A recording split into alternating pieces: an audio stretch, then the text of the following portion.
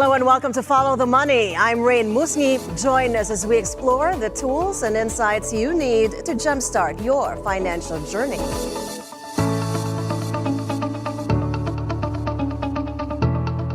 Today on Follow the Money, we shift focus to the Philippine Ports Authority, which has hit record revenues and ambitious targets for 2024 and 2025. Now, from expanding port infrastructure to navigating global logistics challenges, the PPA plays a vital role in ensuring the smooth flow of goods and passengers. Joining us to discuss the outlook, challenges, and milestones is PPA Spokesperson Eunice Samonte. Eunice, thank you so much for joining us and welcome to Follow the Money. Thank you so much, Ms. Raine, and good afternoon. Good afternoon to everybody watching. We appreciate you being here.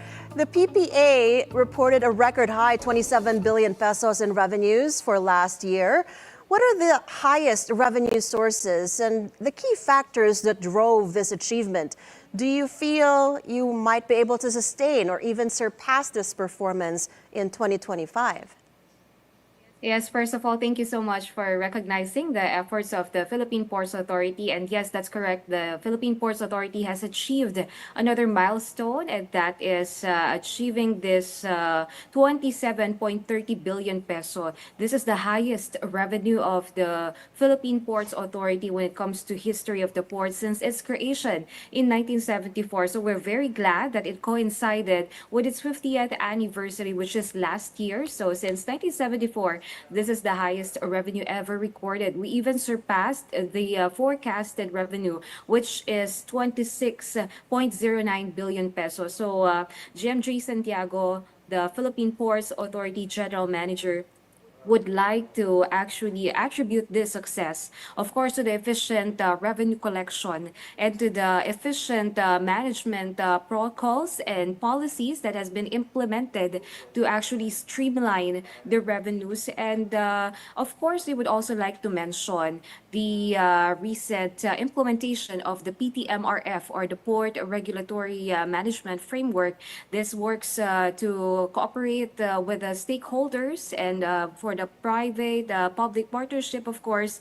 And we would like to attribute this success, of course, to all the PPA employees, the hardworking employees of the PPA, and of course the PPA management headed by PPA GMJ Santiago. All right, we'll go back to the PPP projects in a moment, but for now, the PPA has earmarked almost 1 billion pesos to build 3 more ports in underserved areas. What impact do you expect these projects might have on the economy and local communities?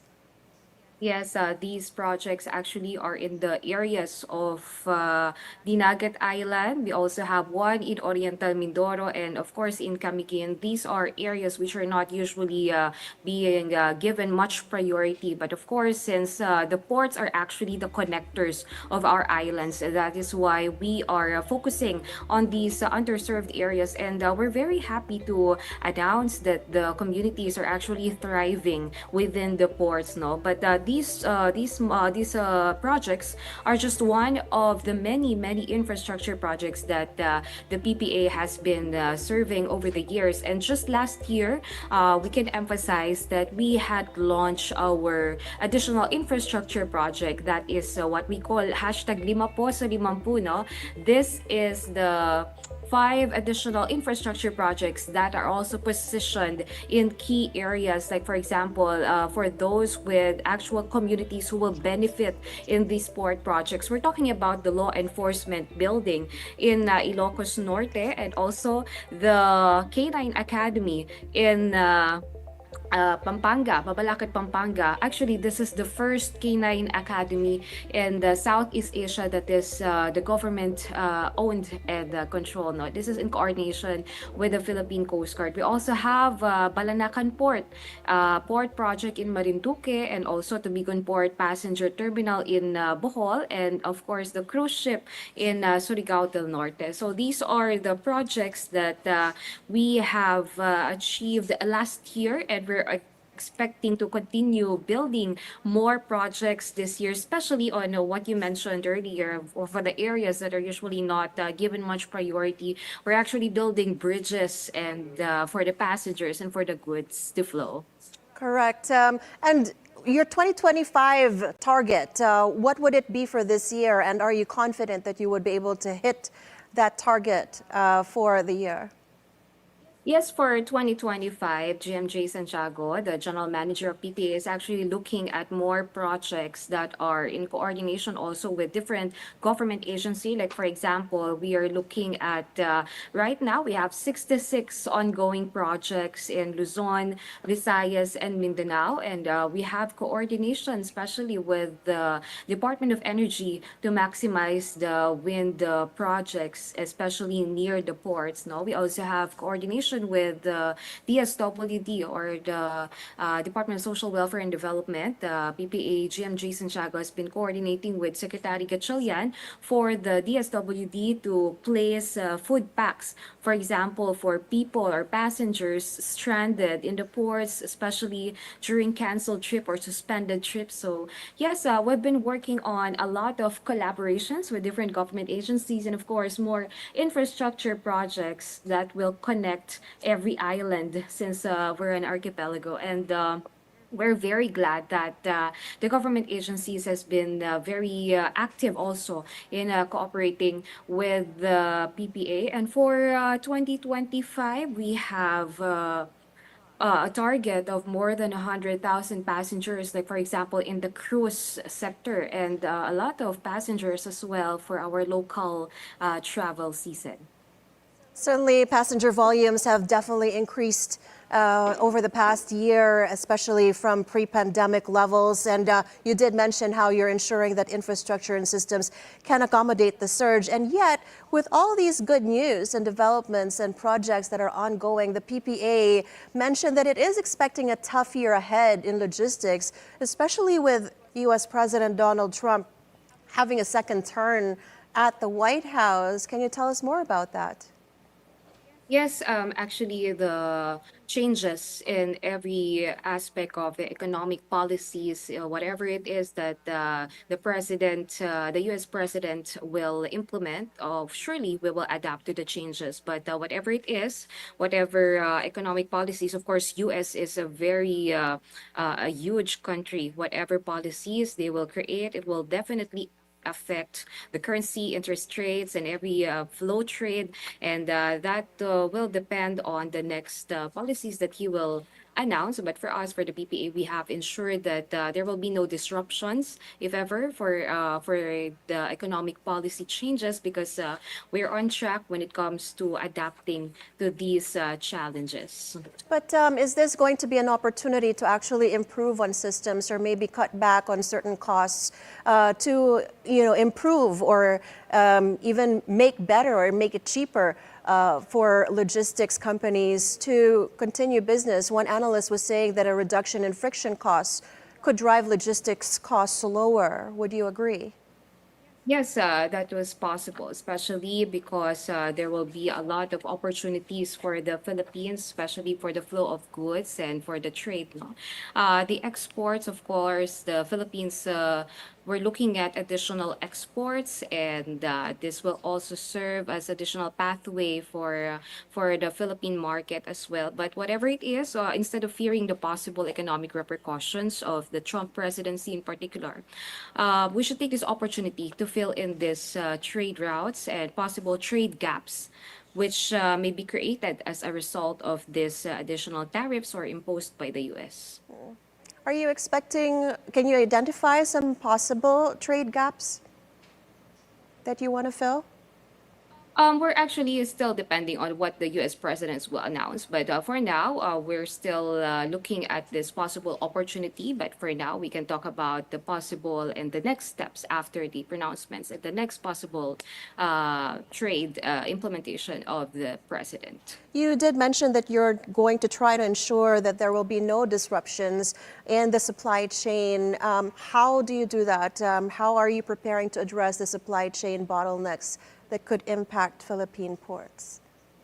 Yes, actually, we are looking at it, and most likely for the disruptions, we are prepared for that. We're looking at the digital solutions. No, the PPA is actually looking at modernizing the solution for these bottlenecks. Like for example, we have digital systems that we're enhancing for the increased capacity and handling of higher cargo volumes. And also, we are also collaborating with the private terminal operators to increase the logistics. Also, we are working with the government agencies, as mentioned earlier, and this is to reduce the reliance on major ports. And we're developing more regional ports that will serve as alternative gateways. And of course, the PPA under the leadership of GMJ Santiago is always ensuring that we are building disaster-proof infrastructures so that there will be no disruptions, whatever it is that might affect any flow of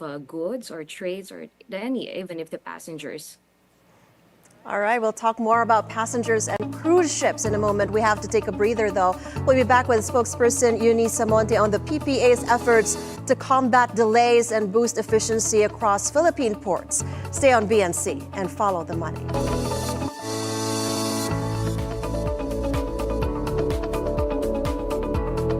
This is The Scorecard, where you score the latest sports news and in-depth views. I'm Anton Rojas. Welcome dito sa BNC Studios. How are you feeling? Join him together with different sports personalities and have a healthy sports conversation that will help you to know them even better. In the Philippines, everybody loves community. We can say that you got hooked. The Scorecard, where sports is our business and business is our sport, right here on the Bilyonaryo News Channel. Magandang gabi, ako si Corina Sanchez Rojas. Magandang gabi, ako po si Pinky Webb. Simulan na natin ang agenda. Nasa radyo na, mapapanood, mapapakinggan. 94.7 FM. Nahaharap ngayon ang Estados Unidos sa isa na namang 4 na taong Trump presidency. Death squad rin yan. Binawi niya yung sinabi niya. Ing masalimuot ang buwan ng Oktubre para sa ilang bilyonaryo. Sa bawat issue may anggulo at ang balita may agenda. Your newest source of news and information. That's it? Follows you everywhere, every day. Wow! Oh, man. On cable and free TV. Online. He joins us from the Batasan Commissary. On mobile. Simulan na natin ang agenda. This is BNC, and we are everywhere.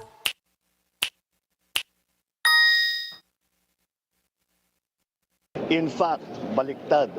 Padadamihin pa namin ang serbisyong ibibigay ng PhilHealth.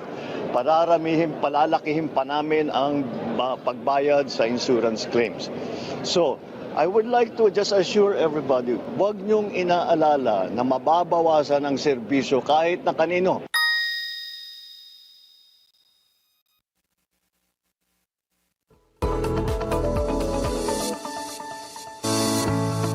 Welcome back to Follow the Money. We still have with us Philippine Ports Authority spokesperson Eunice Samonte.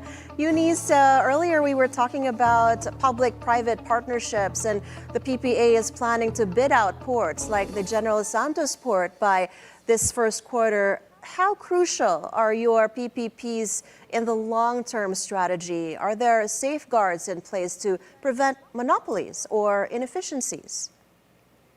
Yes, that's correct. Actually, the PPP, or the public-private partnership, has been the long-term strategy of the Philippine Ports Authority to ensure that the public will always be the winner when it comes to projects and getting the most out of what we're building, actually. And we can ensure transparency because the PPA has always been transparent when it comes to biddings.